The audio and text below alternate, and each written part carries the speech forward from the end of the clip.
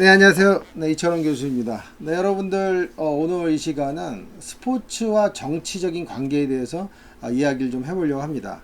여러분 아시다시피 스포츠는 상당히 정치적이죠.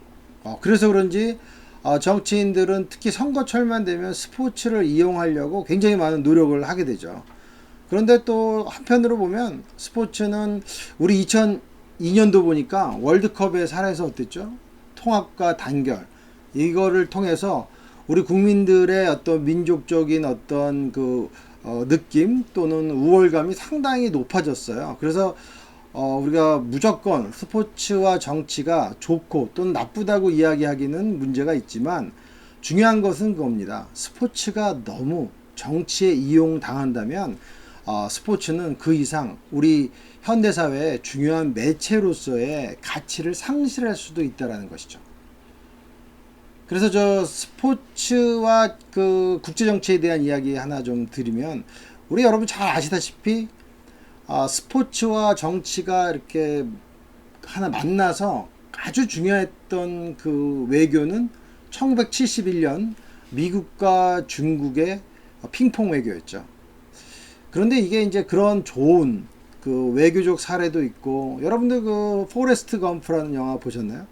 거기 보면 진짜 그 미국과 중국이 탁구를 통해서 굉장히 좋은 어떤 정치적인 그런 만남을 만들어냈죠. 그 다음에 1980년 모스크바 올림픽, 1984년 로스앤젤레스 올림픽에는 무슨 일이 있었습니까? 서방 세계와 동구권 정치 세계가 서로 알력이 있어가지고 쌍방이 보이콧을 했죠.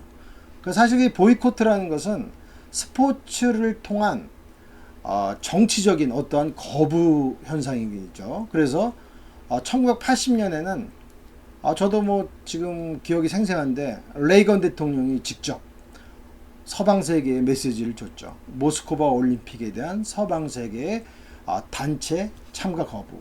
그 다음에 이제 4년 후에 미국 로스앤젤레스에서의 올림픽에서 어땠습니까? 동구권들이 다 불참하는 그런 초유의 사태가 일어났죠.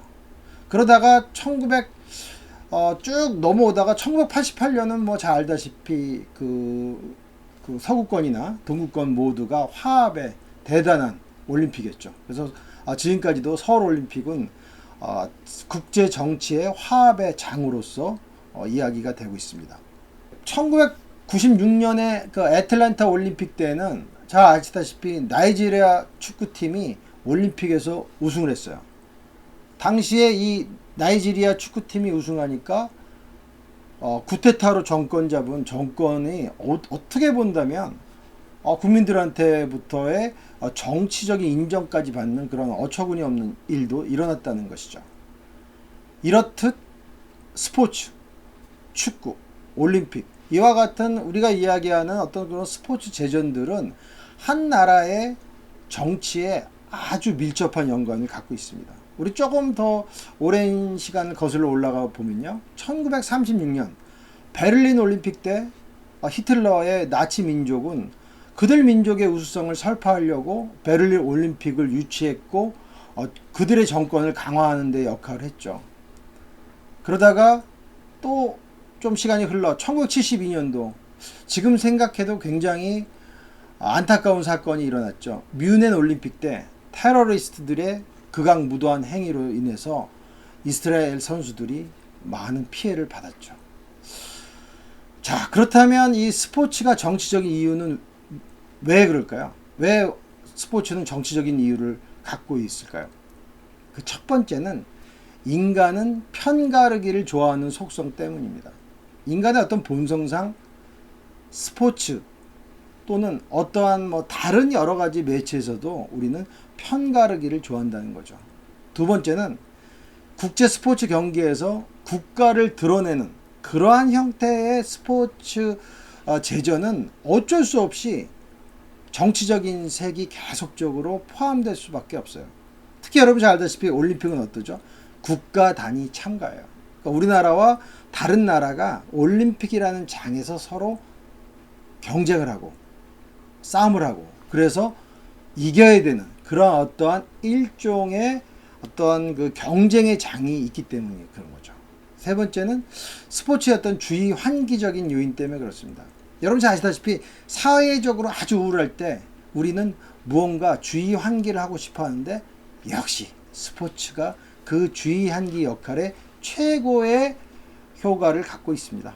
저는 이렇게 생각합니다. 스포츠 안에는 바로 기다림이 잉태하고 있다.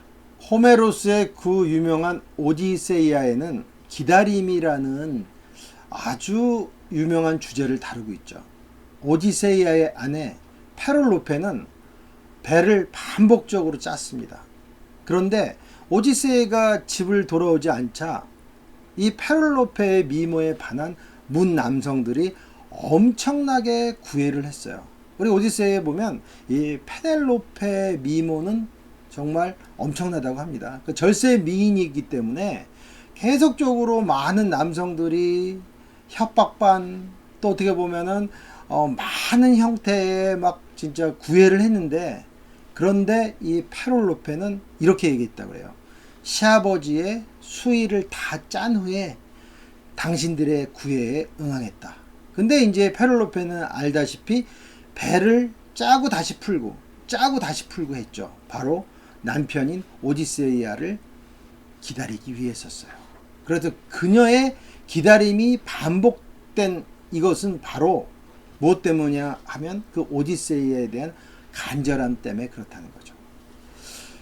모리스 블랑쇼가 이런 얘기를 했어요. 기다림의 대상이 아무리 중요하다고 해도 그 기다림의 운동은 항상 대상을 무한히 넘어간다는 것입니다. 이 말은 무슨 말이냐면 우리가 스포츠에서 승리를 갈구한다고 해도 그 기다림의 끝은 끊임없이 진행되어져 간다는 거예요.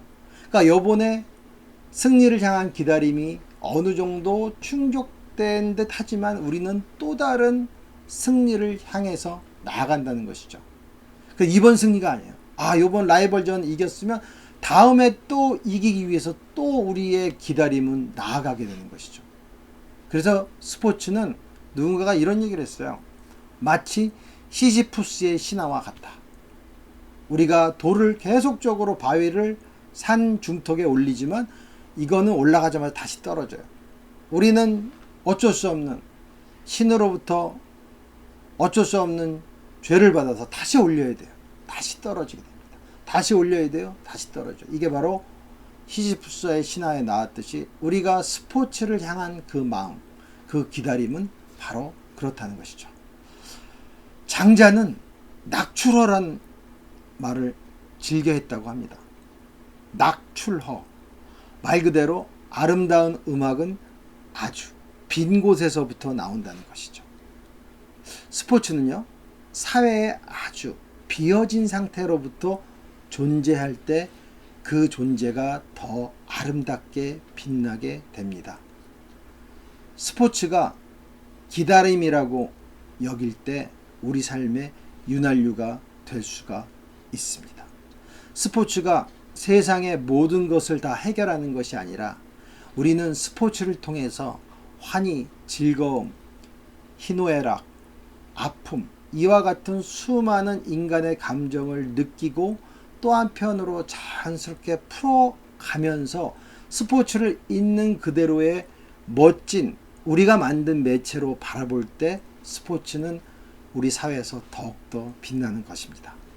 그래서 저는 스포츠는 당연히 비정치적일 때 비로소 아름다움이 드러난다고 믿고 있습니다. 스포츠는 철저하게 정치로부터 벗어날 때 스포츠의 가치가 더 인정을 받게 됐고 스포츠로서의 어떠한 아름다움이 계속 묻어나게 되는 것입니다. 장자의 낙추러처럼 사회 속의 스포츠가 온갖 가치로 꽉 차기보다는 약간의 비움의 미덕을 줄 수 있는 매체가 될 때 스포츠는 다시 한번 우리 삶의 윤활유로서 존재할 것으로 믿습니다. 네, 이 시간 동안에 그 스포츠에 대한 정치성에 대해서 알아봤습니다. 스포츠는 비정치적인 측면을 갖고 노력을 하지만 이 스포츠를 바라보는 사람이 정치적인 생각을 갖고 바라보게 되면 무한하게 정치적인 논리로서 풀이가 가능합니다. 우리는 스포츠를 비정치적으로 볼 때 스포츠에 있는 그 아름다움, 그 보석과 같은 그 멋진 아름다움을 제대로 느낄 수가 있습니다. 네, 고맙습니다.